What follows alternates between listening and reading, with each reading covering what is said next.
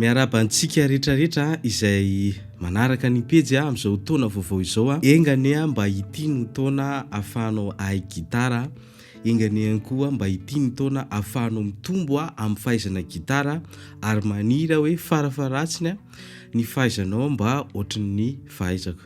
Dia raha ohatra amin'ny farandray ity video androany ity iresaka sika mahakasika ny hoe ahoana ny fomba fianarana hira misy solo. Maro amintsika tia mampiteniteny an'io gitara io. Maro amintsika efa nianatra resaka momba ny gamme, reny mode reny, nianatra duo ianao, nianatra mélodie ianao fa tsy hainao mampiasa anazy dia ndao ho ianarantsika izay. Voalohany indrindra aloha mila rehefa hoe hianatra hiran'olona ianao dia enoy aloha le solo hoe any amin'ny grave sa any amin'ny aigu zany son zany. Za zao raha ohatra ny maheno hoe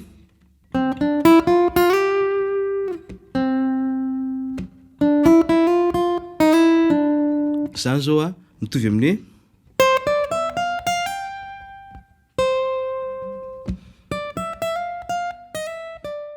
mitovy ihany zany fa le son aigu ndray somary grave kokoa par rapport amin'le anankiray.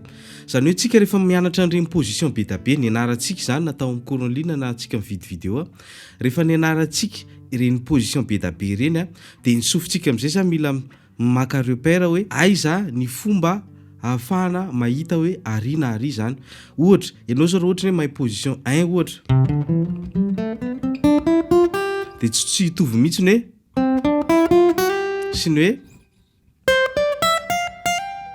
ndray ary amin'ny position 5 ary dia ohatran'izay ilay zany hoe ianao zany rehefa mihaino hiran'olona dia fataro aloha hoe inona le tonalité an'ilay izy dia rehefa hitanao le tonalité dia jereva amin'izay hoe aigu sa grave sa médium kokoa le son dia ianao mahita hoe position zao zany no anaovana izay.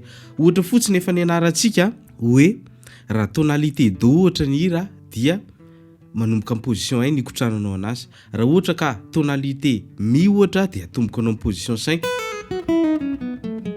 zay ianao vao mikotrana anazy amin'ny position 1. Rehefa le mikotrana anazy tsisy hira zany ianao dia rehefa zatra an'iny ianao dia rehefa alefa amin'izay le hira dia ianao efa maka repère hoe ary amin'ny position zao na ary amin'ny position zao no anaovako azy zany. Dia ohatrohatran'izay le izy. Faharoa manarakarak'izay rehefa hitanao zay dia enoy hoe nampiasa teknika ve le olona sa nataony tsotra le fomba nitendrena anazy. Ohatra tsy mitovy zao ny hoe sy ny hoe misy effet le izy ohatra hoe nampiasa meron ve le olona, nampiasa pull off ve, tsy mitovy ny hoe sy ny hoe dia mila noho ny sofinao zany zay. Rehefa zatra n'izany tsikelikely ny sofinao io rehefa zarinao anao an'izany tsikelikely dia memaranitra le izy, memaranitra tsikelikely hatrany hatrany.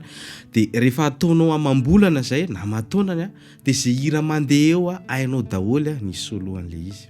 Dia mipetraka amin'ny fanontaniana ahoana indray zany natao raha ohatra ny hoe mamorona. Aleo ngamba ianarantsika amin'ny fotoana hafa zay fa izay aloha ny video antsika androany dia mirary soa anareo manaova fety sambatra daholo. Misaotra tompoko.